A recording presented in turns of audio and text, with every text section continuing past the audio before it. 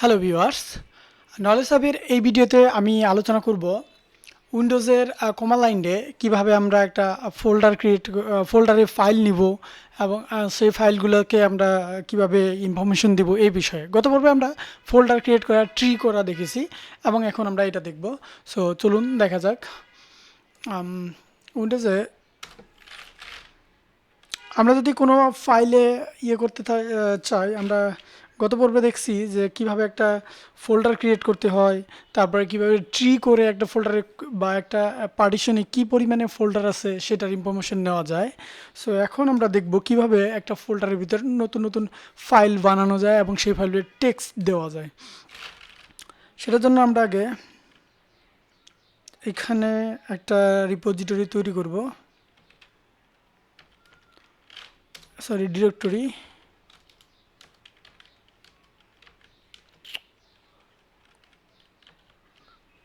এবং directory knowledge hub case knowledge hub দিলাম এবং চেঞ্জ ডিরেক্টরি আমরা দিব কেস ওকে ডিআইআর।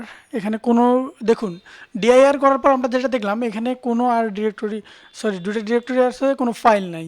সো আমরা এখানে ফাইল তৈরি করার জন্য কি করব, ফাইল আমরা দুভাবে তৈরি করতে পারি কমান্ড লাইন থেকে। প্রথমটা হচ্ছে আমরা এখানে বলে দিব টাইপ বলে, আর একটা হচ্ছে একো করে। সো আমরা আগে একোকে দেখি। একো লিখার পরে আপনাকে যেটা করা লাগবে, রাইট অ্যাঙ্গেল ব্র্যাকেট নেওয়া লাগবে, নিয়ে সেখানে আপনার ফাইলের নাম বলে দেওয়া লাগবে। ধরেন index.html নামের আমরা একটা ফাইল নিলাম। এখন আমরা ডিরেক্টরিতে দেখব এই ফাইলটা আদৌ তৈরি হয়েছে কিনা। দেখেন এখানে বলে দিচ্ছে index.html নামের একটা ফাইল চলে আসছে। এখানে বলছে যে আগে বলছিল 0 ফাইল, এখন বলছে একটা ফাইল আছে। সো ফাইল তৈরি করার জন্য তাহলে আমরা কি করলাম, প্রথমে আমরা যেই ফোল্ডারে ফাইল তৈরি করব সেই ফোল্ডারে যাব এবং সেই ফোল্ডারে আমরা একো লিখব। হ্যাঁ, একো লিখে একটা লেফট অ্যাঙ্গেল ব্র্যাকেট দিব, দিয়ে ইন্ডেক্স ডট মানে যেই ফাইলের নাম আপনি যেইভাবে ফাইল দিবেন সেটা হচ্ছে টেক্সট হতে পারে, index.html আপনার যা খুশি তাই হতে পারে, হ্যাঁ connect.css হতে পারে।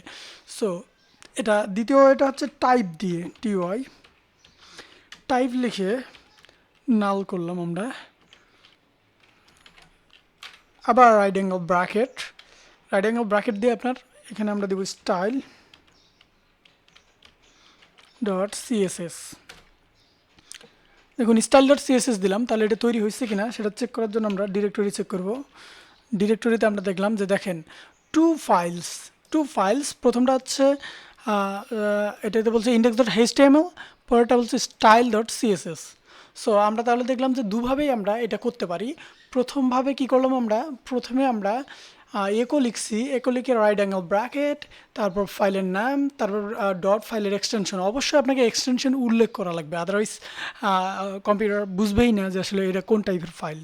ওকে, এবং আরও একটা ওয়ে ছিল, সেটা হচ্ছে যে আমরা কিভাবে দিয়ে দিছি, টাইপ লিখে টাইপের পর আমরা নাল দিয়ে দিছি এবং নালের পরে রাইট অ্যাঙ্গেলের পরে আমরা ফাইলের নেম দিয়ে দিছি এক্সটেনশন সহ।